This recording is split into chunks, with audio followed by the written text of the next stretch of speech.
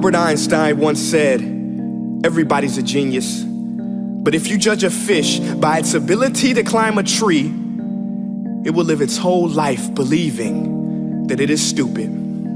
Ladies and gentlemen of the jury, today on trial we have modern day schooling. Glad you could come. Not only does he make fish climb trees, but also makes them climb down and do a 10-mile run. Tell me, school, are you proud of the things you've done? Turning millions of people into robots, do you find that fun? Do you realize how many kids relate to that fish? Swimming upstream in class, never finding their gifts, thinking they are stupid, believing they are useless?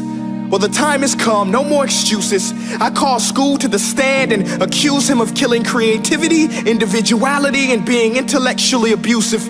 He's an ancient institution that has outlived his usage. So, Your Honor, this concludes my opening statement, and if I may present the evidence of my case, I will prove it.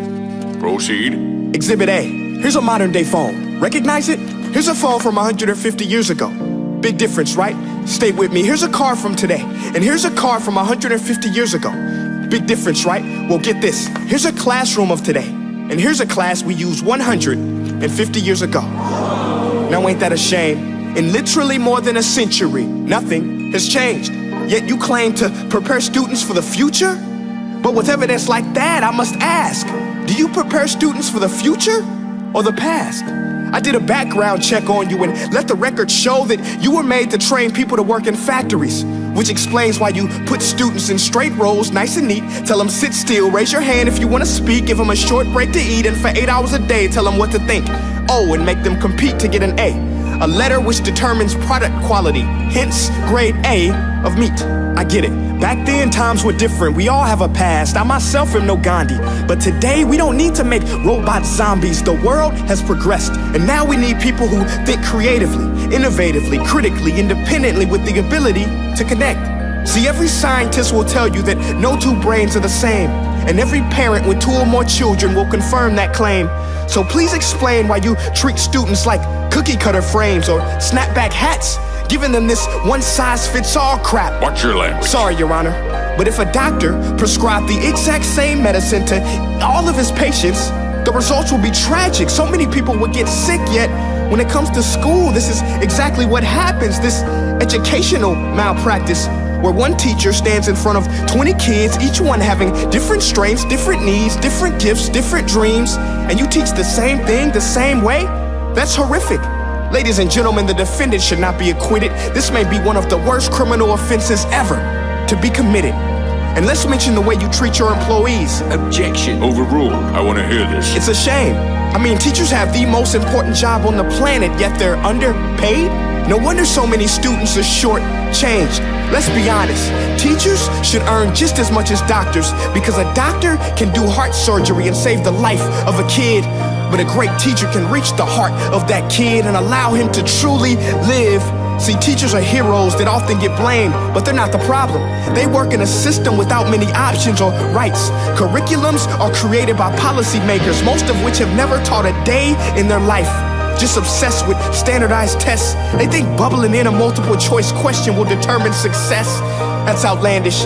In fact, these tests are too cruel to be used and should be abandoned, but don't take my word for it.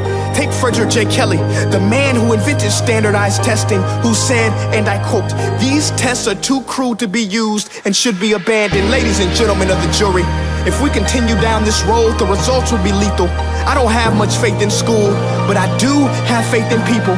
And if we can customize healthcare, cars, and Facebook pages, then it is our duty to do the same for education, to upgrade it, change it, do away with school spirit, because that's useless.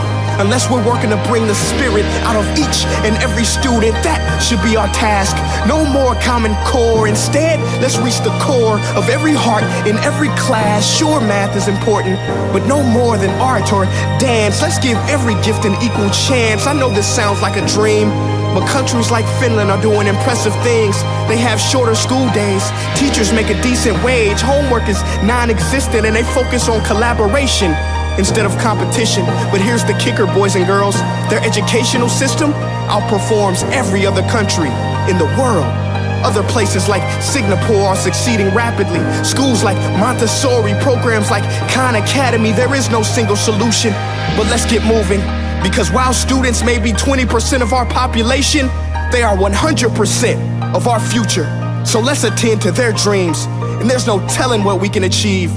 This is a world in which I believe, a world where fish are no longer forced to climb trees. I'll rest my case.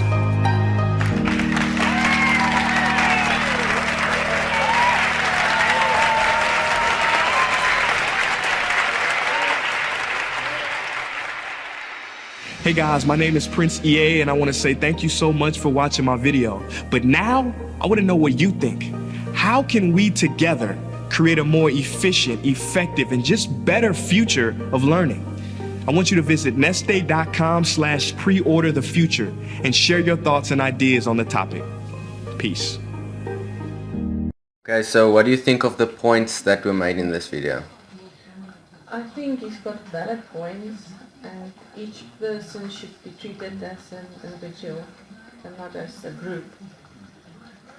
You agree with the message he is giving? Yeah, I think it needs to be investigated. It's time to change.